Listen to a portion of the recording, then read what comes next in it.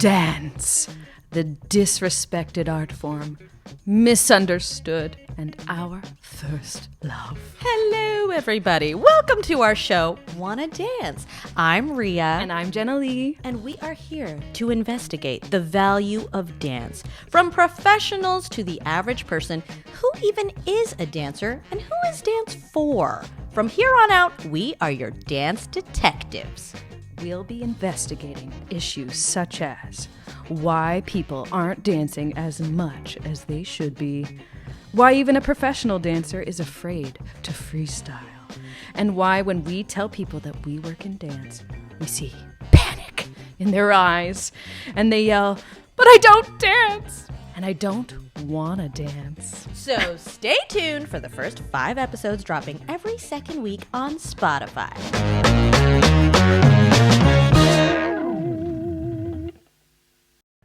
Welcome back to Wanna Dance. You know, Rhea, you and I are on a mission. We are? To get everyone dancing. Right. Everyone, everybody.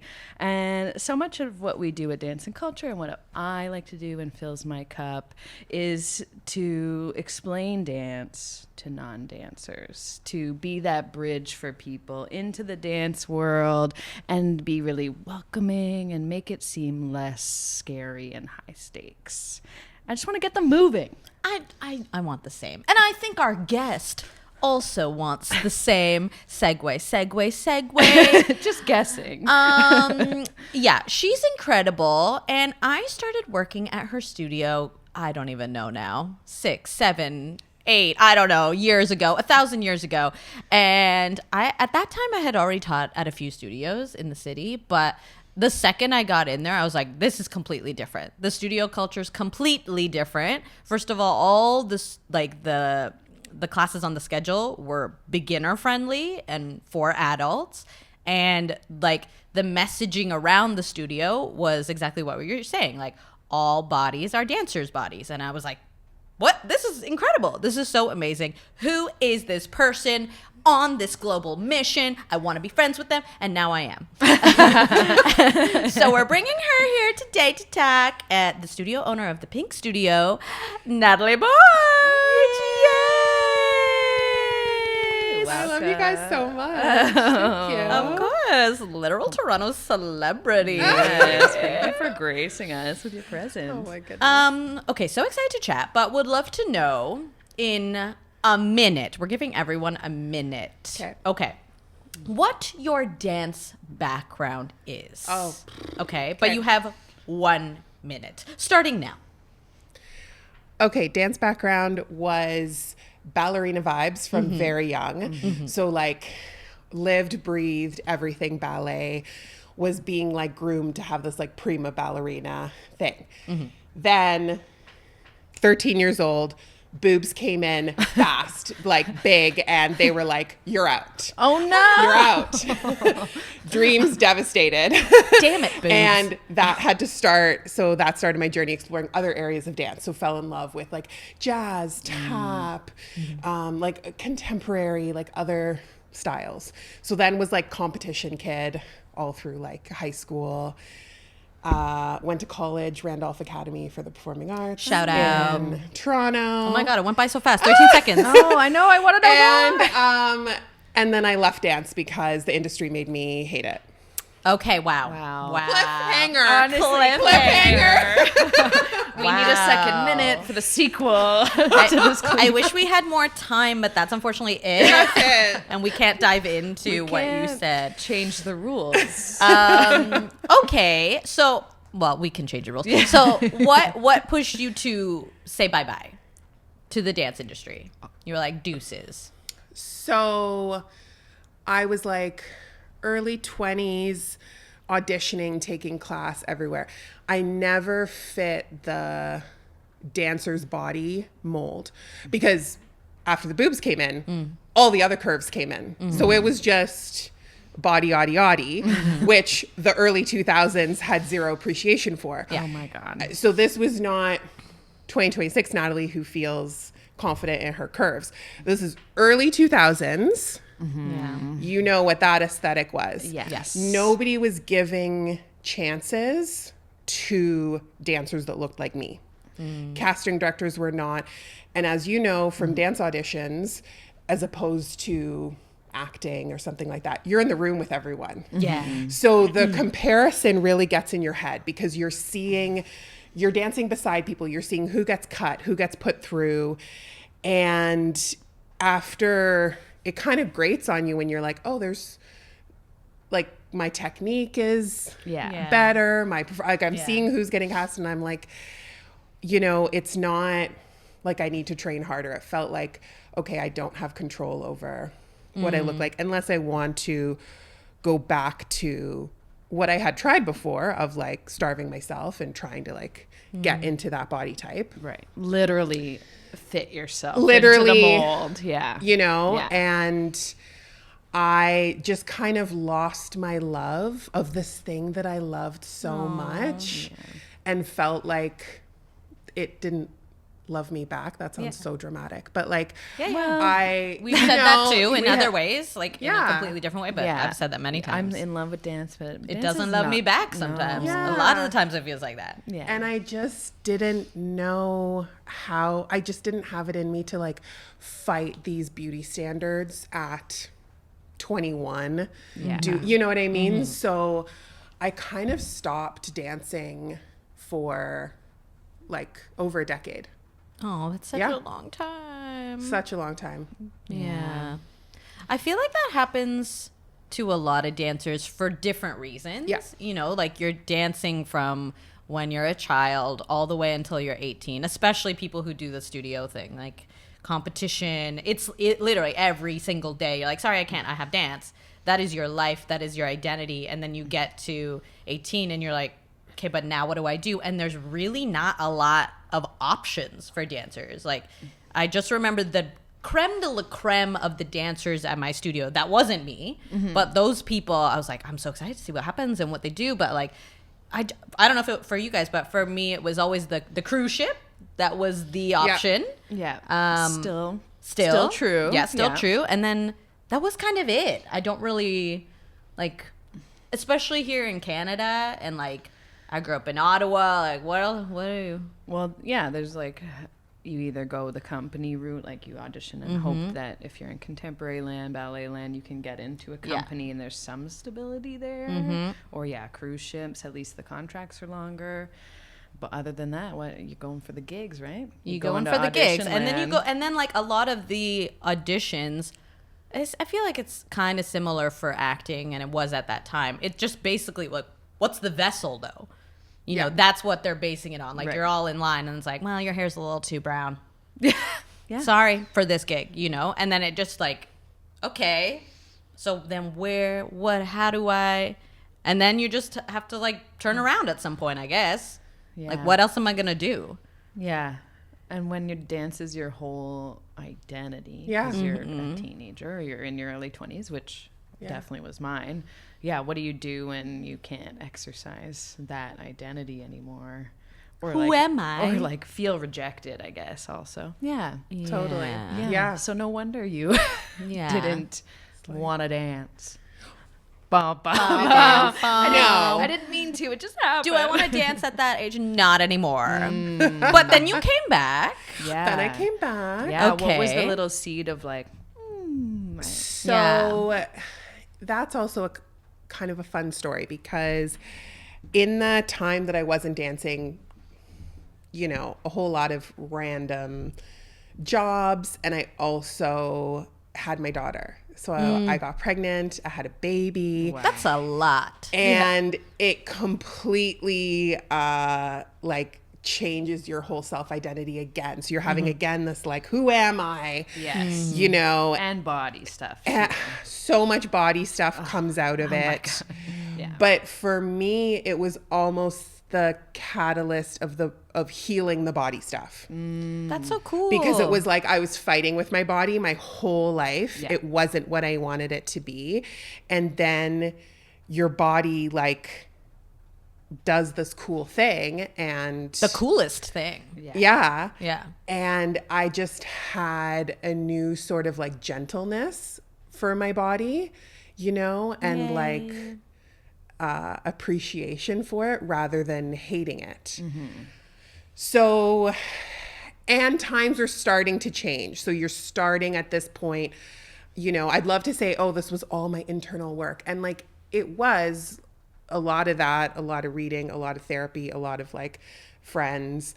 But it also, we're all influenced by the culture. Yeah. And so when the culture starts celebrating curves, that helped a lot as well, to not be ashamed, to be like, oh, I don't have to try and find the things that make me look the smallest or whatnot. I can actually wear things that I feel good in. Or so, but I was like a new mom, and I didn't feel like myself in the sense of like I'm in the weeds of motherhood, and I didn't really feel like myself.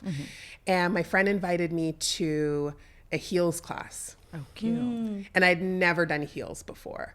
Like I was like ballerina, and then like sort of like classic jazz. Okay. So I'd never done heels. She takes me to this class. Shout out Carla Catherwood and Army of Sass. Oh, wow. Shout out. I'd never seen anything like it. First of all, I walk in, every body type is there wearing whatever the heck they want, very skimpy outfits. The teacher is screaming at us to jiggle more. Like she wants to see ass shaking more.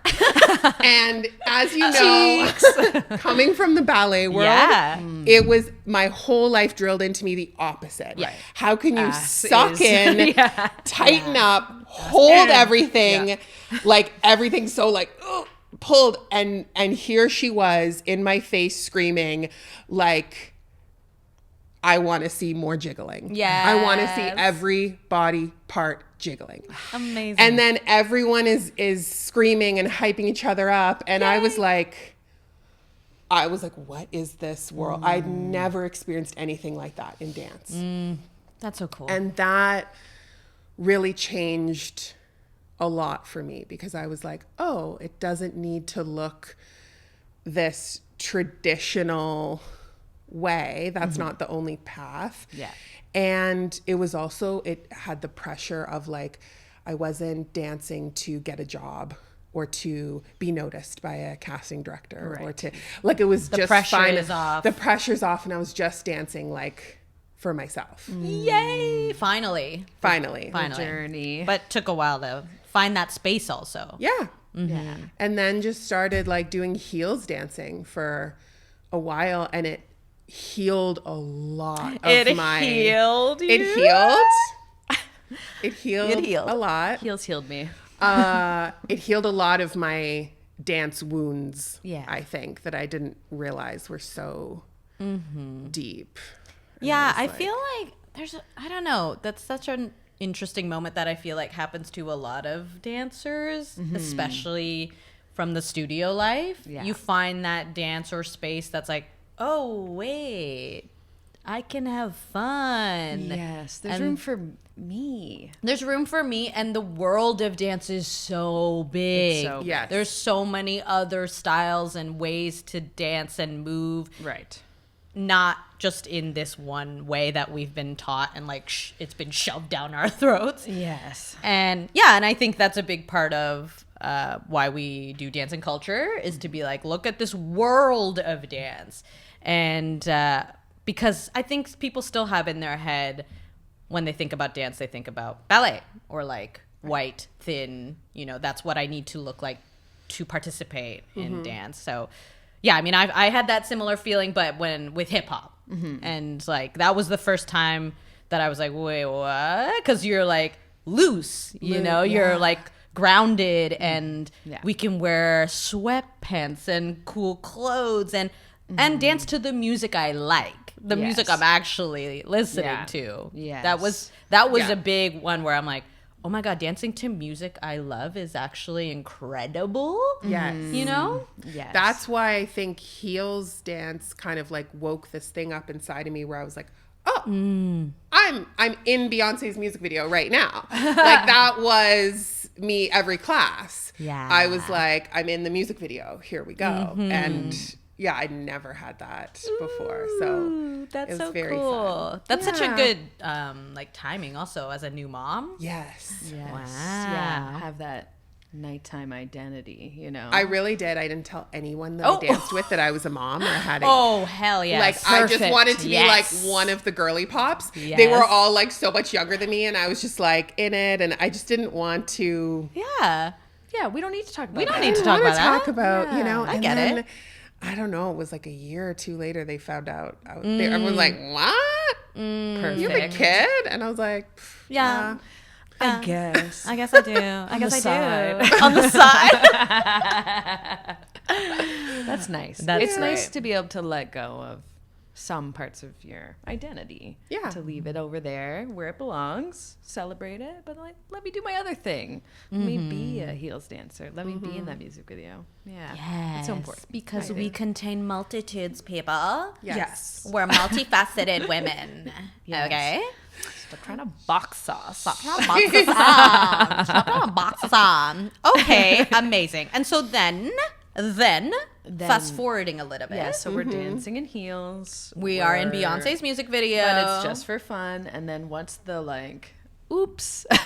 Yeah. I want to do I think I this. should open a studio. Like, that's a huge Yeah. undertaking. Huge. Huge. Yeah.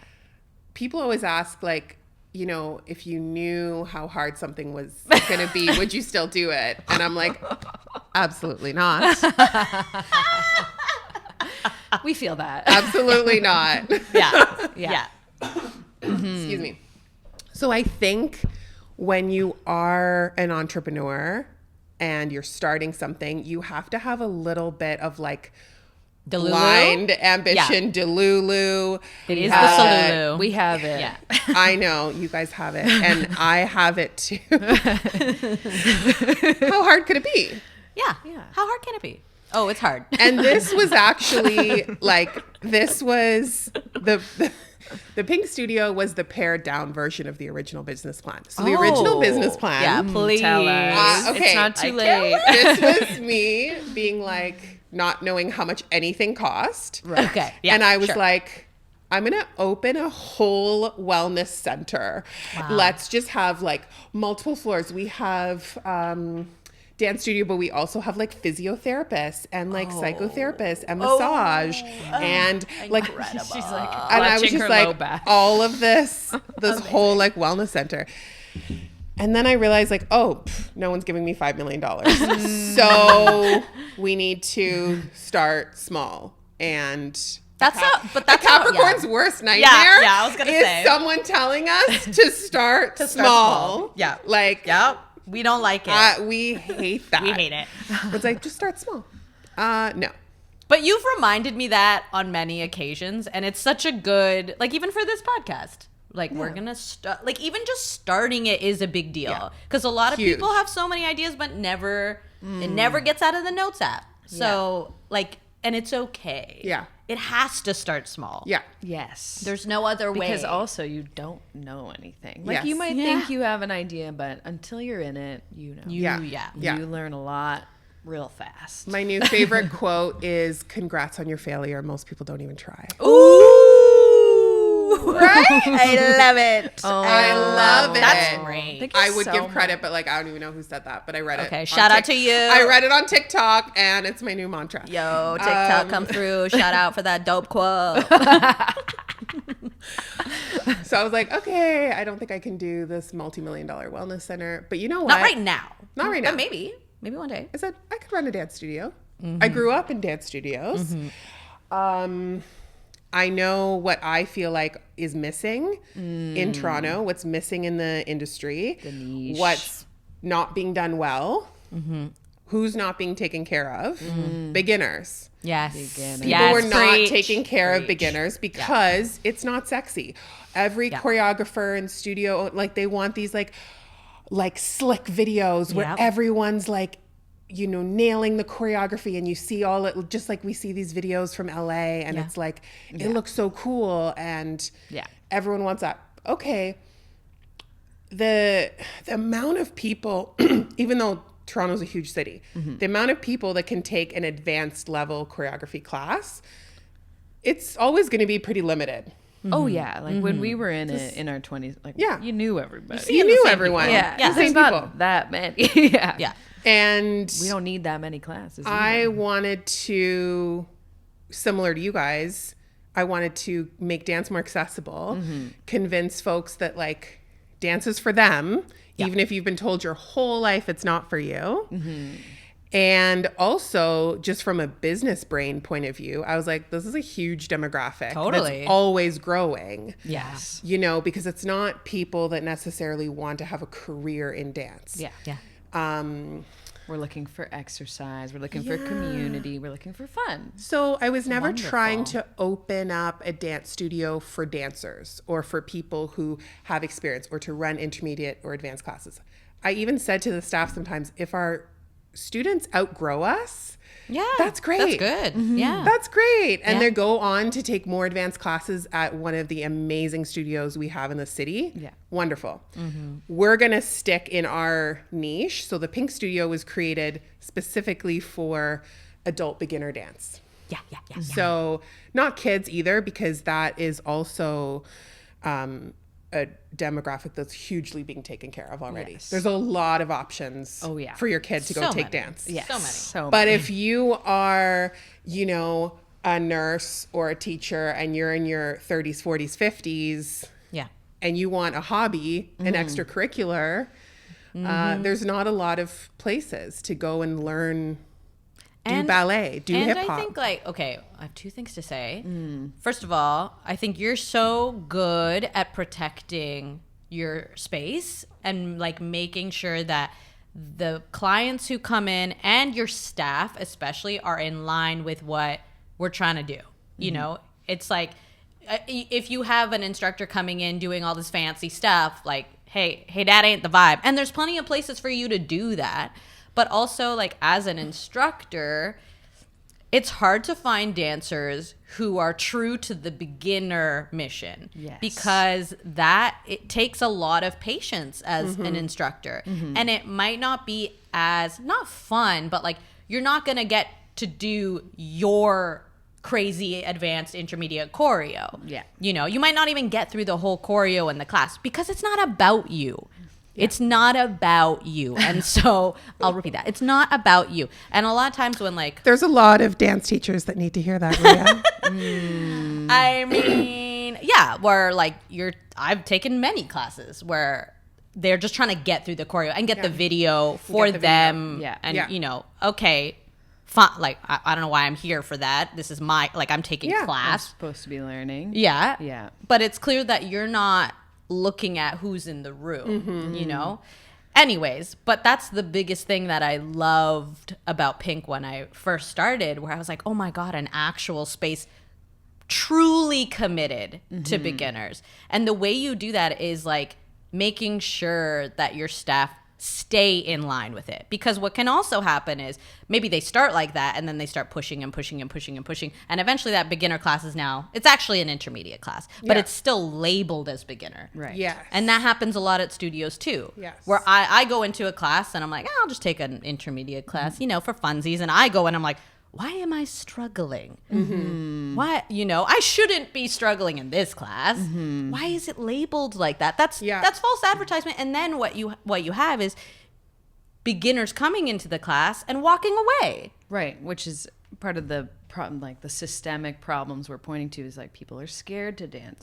People have this experience and they're like, oh, I actually can't dance because I went to a beginner class. Yeah. And I had a horrible experience and I didn't learn anything and I felt alienated and then all my insecurities came up. Yeah, to swing it in a not positive way, but it's really hard. It's a hard skill to not only be like a master of your dance craft, but then to the other piece, to be able to break down physical skill in the most basic way. Like I always thought of when I taught absolute beginner hip hop, I'm like, I am teaching hip hop, but I'm also like introducing someone to their body. Like that person can't do a sidestep. Like they can't weight transfer. And am I here patient enough to start there? And if I'm not, I probably shouldn't teach this class. Yeah.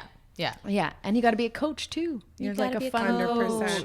I mean, how many times have I said to like our team, I'm like, teaching a beginner dance class is harder than teaching an advanced dance class. Of course it is. If you're a trained dancer, it's so much harder because with experienced dancers, there's a shorthand that you can kind of rely on,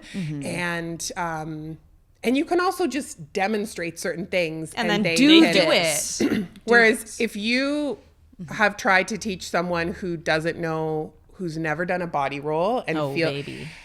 it's very difficult. It's so because hard, but you haven't moved your I love body in it. that way. I love it. When they get When it. they get it. or even like the small discoveries of like, oh my Yes. spine, my spine. Yes. I can isolate this body part separate from No, it's yummy. great. But it's so hard. It's I mean, really hard. Yeah. there are incredible teachers and choreographers that are so good. I would never hire them to work at Pink Studio yeah. just because I'm like, you can't nurture beginners in the way that you're talking about, where we don't want to scare them off. We're trying to get them to fall in love with themselves, this, style, not to have them leave.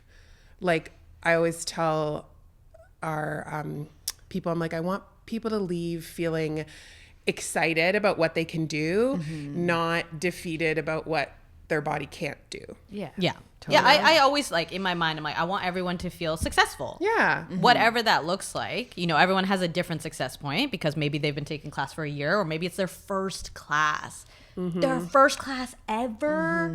And that's why it's also, I like to ask, like, whose first class is it? Because then I'm like, ding, ding, ding. I'm going to pay a little bit more attention to them in my mind. Totally. But like, also maybe I'm going to change my plan. Yeah. Like the warm up, we're warming up. But I'm also like, who's in the room?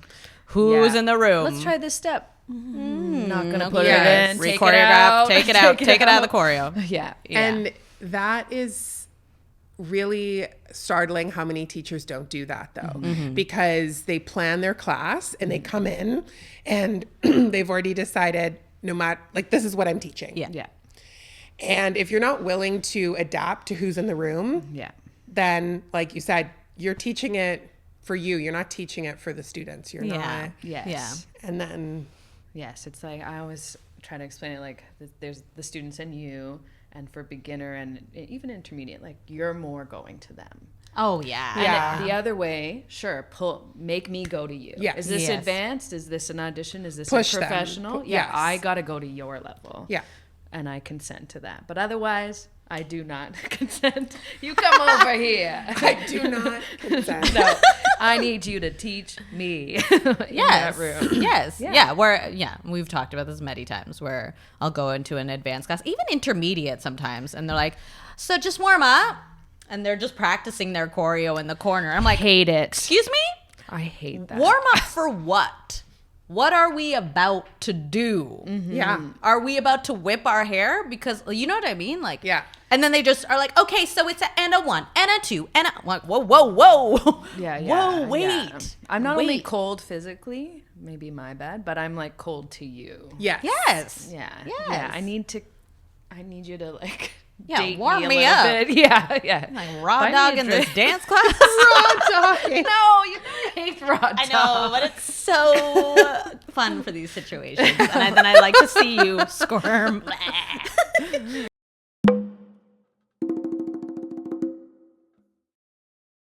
When we're talking about beginners, Nice. and we were saying like the biggest reward of teaching beginners is seeing that transition from fear to complete joy and then like swan diving into the world of dance. Like, come on in. Do you want to dance? Because it's pretty fun. Yeah. But we often, I don't know if you have this too, like a lot of the times when people call us for dance and culture and ask us for workshops, they ask us to rename the workshop to movement.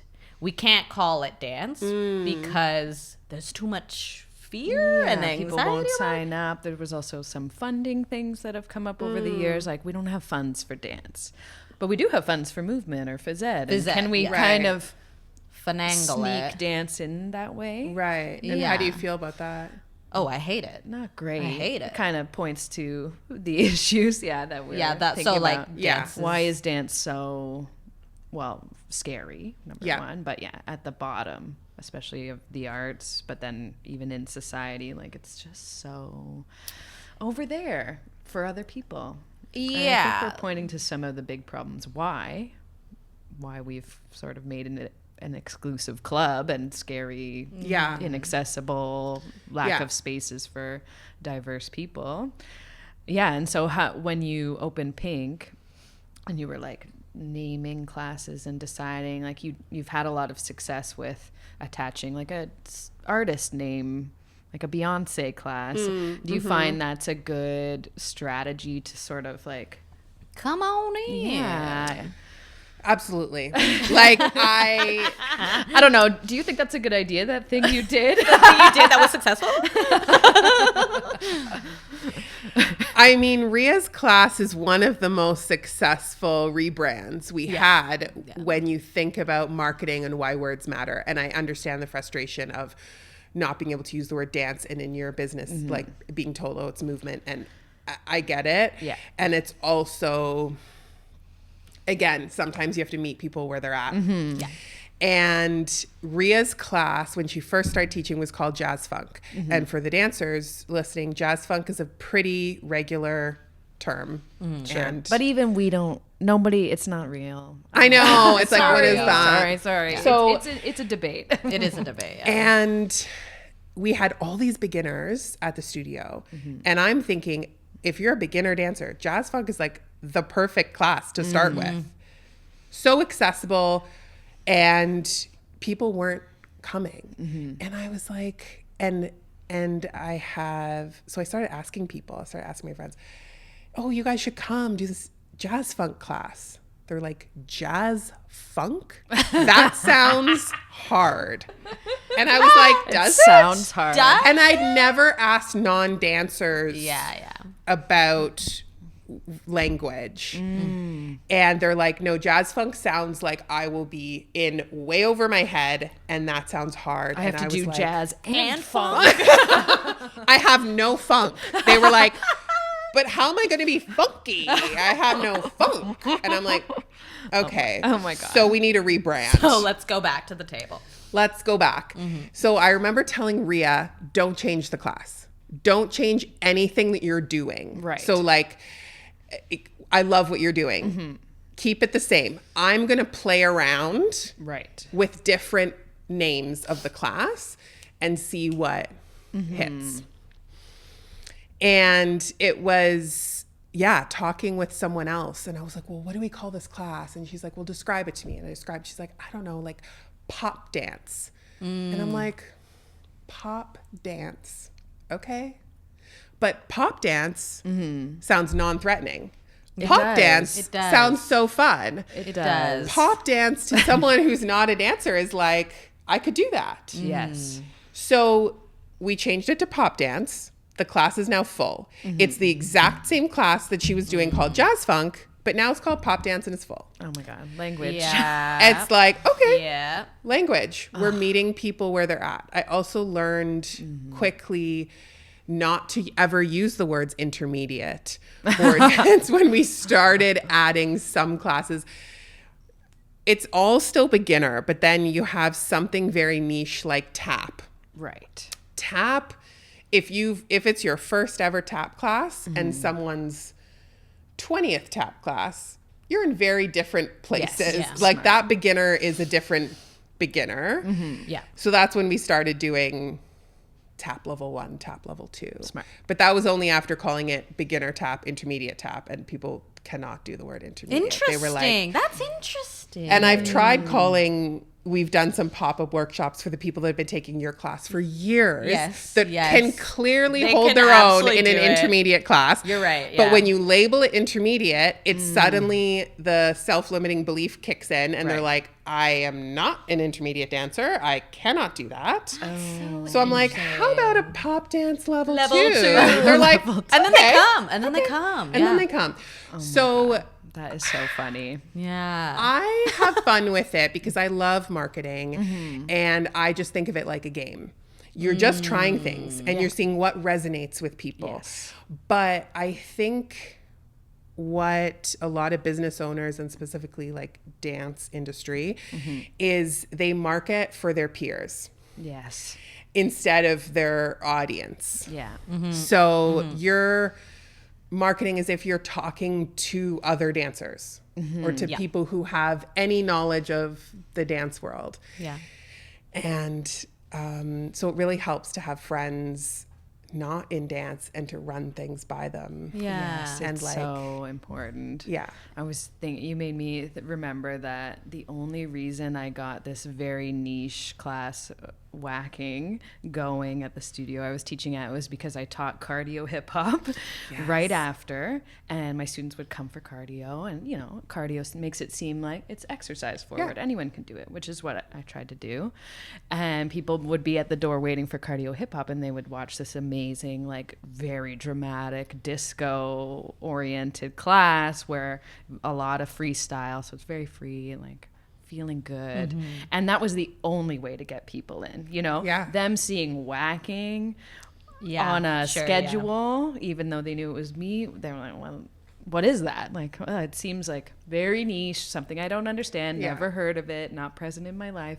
So nobody was like just trying it. Yeah. And I feel so, I wonder, not that I could change the name of the class, but it took that exposure, repeated exposure, pop dance, come in to like get it going, which is so interesting. Yeah. Yeah. And you're right. Cause like for us whacking, we're like, hello, it's like everywhere. It was everywhere for us. Yeah. Deep in the sea of dance. Yeah. But for And non-dancers. sometimes when you can't change the name of a style, because we're not always going to do that. But Burn it all down. Should nothing matters.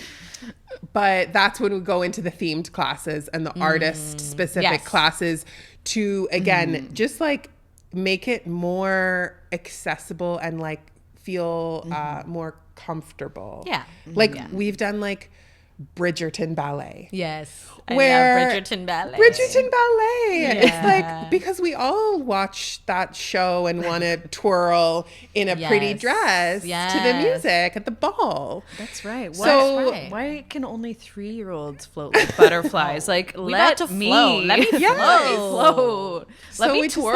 just like, yes, do a whole like port de bras combo in the Oh, I center to love the it. Bridgerton music, and everyone's like, feels amazing. Of course. But again, if you led with like, it's a class where you're going to do a port de bras, Yeah. beginners are going to be like, is that French? Yes. Ew. Yes. Yeah, so interesting. I But know. if it's like disco fever whacking or like right. Yeah. Little like, Donna Summer tribute, I mean, then they're like, oh, I'm wanna here. go. I really Right? want to go to that. I wanna really wanna go. to that. yeah. Like, we love a boy band. Nothing Yeah. gets Rhea and I going more like a boy Boy band. bands always. So whenever we're like, Boys. Street Boys forever. should we do a class? Oh, I know, in sync. Yeah, like anytime you're just like, it's a Britney class, it's like, boom, people full, like immediately. Yes. And I think that is the big buy-in for people, right? It's the Yeah. music. Yes. It's the music and Because it's the sense of comfort. Yeah, though. It's like familiarity. if you hit the nostalgia, Yeah. it makes people a little bit more relaxed. And the best teachers are the ones who are playing music that you know is going to put your class at ease and relax them and hit that. And then you drip in a couple of these new songs and you get to introduce them Yeah. to new artists. And it's so fun because then people come up to you in class, they're like, who is that song by? And you're like, all the time. All the time. And I'm like, am I a tastemaker? Oh. Yes. And I just want to point to what I'm picking up from both of you and why I know about you already is that great. it's very fun forward, which is so Yes. important. Like, yes, Yeah. we're learning a skill. Yes, you're dropping into like an established world, but can we just have some more fun? Let's have fun. Yeah. Yeah. I mean, I think that's the pull of the music. Like, Don't you have fun listening to boy bands? Well, it can be even more fun with a choreographed routine. I may run and hide. Come on. Come on. We're going to dance in chairs to As Long As You Love Me. Would you like to join? Would you like to lip sync the entire number? Please. I always say, I'm like, please do lip sync. I can hear you singing. Like, just sing it. Let's sing it together. We all know the words. It's so nice. This is a space for that. You're safe here. Yes. Oh. And it's also like, that's where especially the beginners gravitate towards dance. It's usually people with like very stressful jobs. Yeah. Very like we have like a lot of nurses that take class, who work in hospitals wildly. You know, we have a lot of moms. Hello, most stressful job ever. Yes. Get in here, mamas. Let me take care of you. You know, on over. Like lawyers, teachers, corporate baddies who are just. Well, that's what I was saying. Like the last recital we did, or maybe the one before it. I love that you guys added the bios of every dancer because then I'm reading the bios of my students and I'm like, Heather is an architect? Oh my God, Samantha's a like criminal lawyer? And she's like shaking her ass to Be Prepared from The Lion King. That's incredible. Like if I were her coworker coming to this, I'd be like, yes, Sally, work. That is incredible. And how inspiring for other people, you know, to be like, yeah, you can also do this. Yeah. Come on up. Come on in. That's right. The water is I'm a warm. kick-ass brain at work, and then I'm an ass brain for fun. More jiggling. More jiggling. She is multifaceted. Multifaceted. Okay, speaking of jiggling, Please. so you don't just own the Pink Studio. Oh, yes. Like, can I just, like, you don't just own the Pink Studio. Crazy. Tell us of your other jiggles. So your other jiggly space, tell us of your other jiggly space, which is also incredible and like breaking barriers and you're incredible. You're incredible. Tell us. So we opened Cake Cabaret in 2024. Cake Cabaret. Which is just down the street from Pink Studio. They're sisters. They're sisters. And Cake Cabaret is a performing arts space, a venue, a theater. A theater. Burlesque bar, a cabaret. And you can literally eat cake while you're watching And these numbers. we Asses. serve cake. We serve cake with a side of cake. Once we started doing recitals for Pink Studio, and I was always scouting venues to do these shows, Right. productions, and Rhea came on some of those. Oh, yes. And The Al Green of it all. Oh my gosh. Yes. It is, I was like, it is so hard to find mid-sized venues in our city. So Yes. what Toronto does really well, I think, is there are incredible, cool venues all over the city that are small. Yeah. Like just a bit too small. We need the medium But they're- size. And then there's obviously the bigger Yes. the venues. theater And there's a theaters. lack of this sort of like mid-size. Yes. You know. Oh, yes. We've Stages. encountered this Yeah. through our old crew, Yeah. trying to find a place to rent for a low stakes, Yeah. one weekend show without booking 2 years in advance. Totally. Please. Please. Yeah. So part of it was like, okay, again, business brain, let's fill a gap in Right. the city, a gap in the market. And the other part was like, this was the lifelong dream, even before Pink Studio. Okay. Grant, who's my business partner, and my brother. Shout out to Grant. Hi, Grant. He's the best. He is the best. Him and I, we would watch the movie Burlesque with Christina Aguilera. Wagon wheel, what two? And share. And share. And like, yes, we all know that movie is not burlesque. It's not, you know, and that's It's a different, maybe even a that's bad a whole movie, different, but it's also a great But it's movie. such a great movie. it's Which a one do you whole want to nother see? conversation Which one do you want to see? about like, okay, what, you know, the real art form of burlesque is and all that. But it was more the vibe of the space that Cher owned this cool club. And we were always like, where is that in Toronto? Like, I want to go to that. And we are such an artsy, multicultural city. Like, you would think there would be them everywhere. Why does it not exist? Maybe because it's hard. You tell me. It's hard. Because it's hard. Turns out it's hard. Yeah. And then with wanting this space to really focus on burlesque, cabaret, heels specifically, is, again, a lot of it is because I wanted to highlight a lot of different bodies being sexy. So like, and redefining like not just dance and what dance looks like, but what is sexy and what do we see people doing these like sexy dance forms. Typically in the media has been a very thin white, able-bodied, straight aesthetic. All those things. And so we are always centered at like queer positive, body positive, art. And it's been really fun. It's great. We love producing our own content, our own shows. But that's very expensive. You're deep in now. We're deep in. Yeah. I Rehearsal. mean, we are not financially killing it at that space yet. I'll tell you the truth. The truth is Pink Studio is keeping Cake Cabaret afloat right now, which we planned. Like we knew, okay, so we have a business that is successful and doing well, and it takes 2 to 5 years to get there with a brick and mortar. And a brick and mortar, Yes. Especially like it's not an ongoing, like you're reinventing the show every time. You always have to have new butts new in the content. Seats. Yeah. And we're kind of finding the balance with producing our own content and putting it up, and then also renting out the space because that helps us a lot. And it is always been part of the business plan because I knew there was a lack of space. And so we love having a great space for other people's dance companies, theater companies, drag shows, like corporate benefits. Yeah.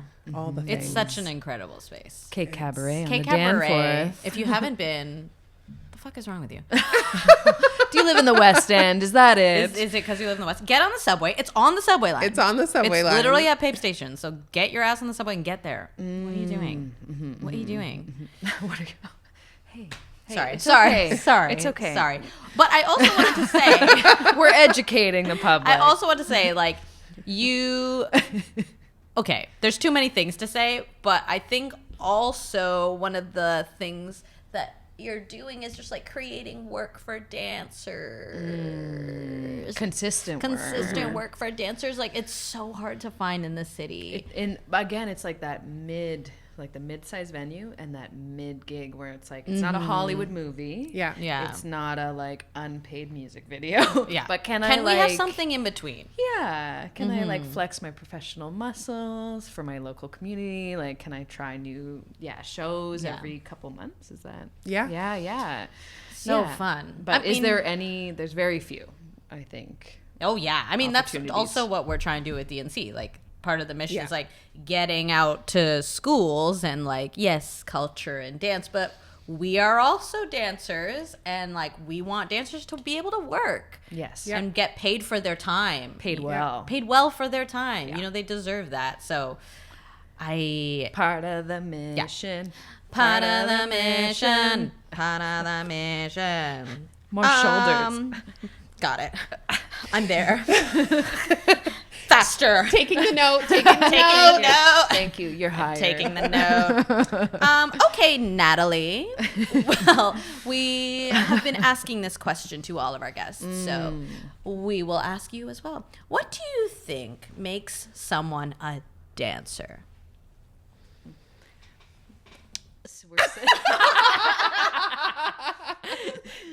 No pressure. We're sitting back in our chairs, handing it to you. There's no right answer. We're just curious what you think. Anyone who dances, I guess. Like, anyone who dances. Yeah. I think everyone's a dancer, honestly.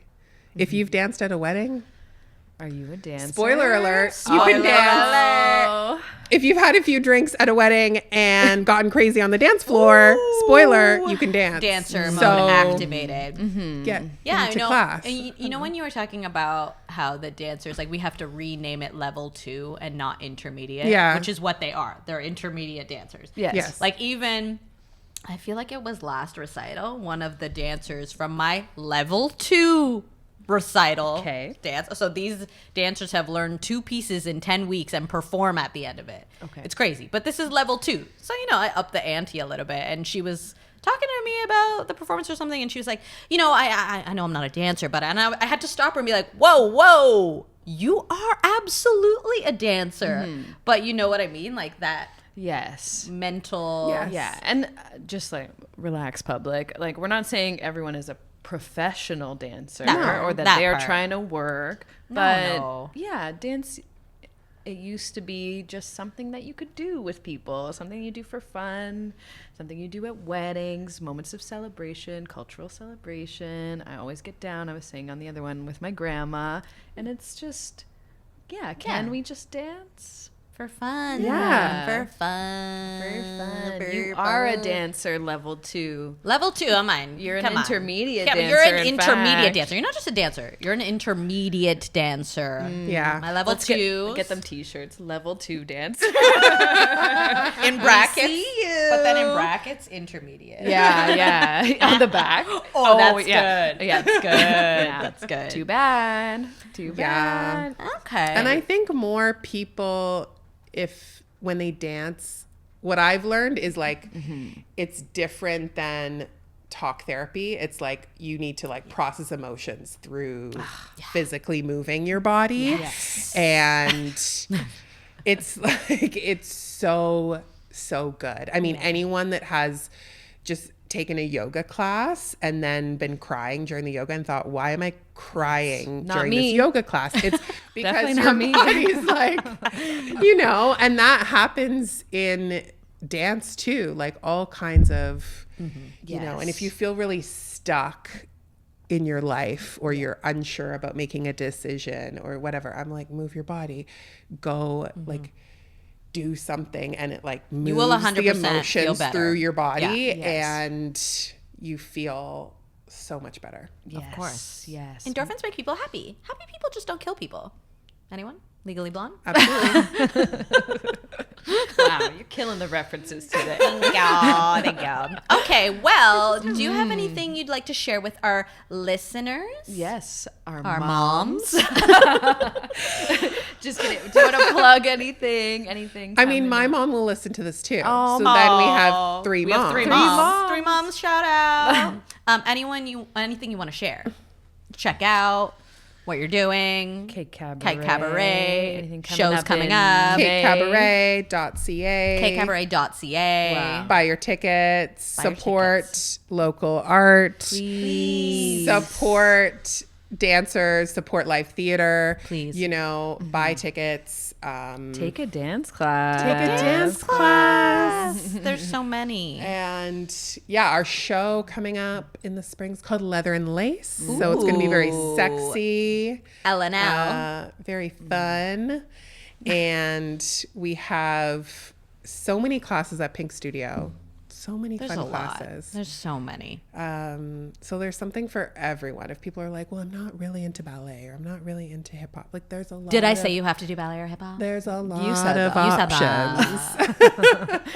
Oh, fun. Yay. Yes. We're so happy to have had the chance to pick your brain and forge on the mission of making dance more accessible and more fun. More fun for everyone. More fun. Yeah. Well, so much. we always finish by saying, hello, listeners. Have you danced today? Because maybe now is the time to dance. Even a little wiggle in your chair, even just your shoulders moving. Yeah, you have. Okay, we're doing a facilitated one today. Okay. We always do a little song, Shoulders. so we'll make it a song. Okay, let's start moving your shoulders. Your shoulders. Let's start moving your elbows. Elbows. Let's start moving your fingers. Fingers. Spirit fingers. Yeah. Spirit fingers. Connect with your spirit. You're a dancer. You can deny it. Oh, wow. Great leadership there. So much. Thank you so Right. much. I didn't realize I was going to be yin yang whisper twins in that one, but happy to good. support. Good reference And yeah, again. thank you. And the spirit fingers is perfect for a microphone, I gotta say. All right. Thanks, everybody. Thanks. Bye. This podcast is brought to you by Literally Nothing.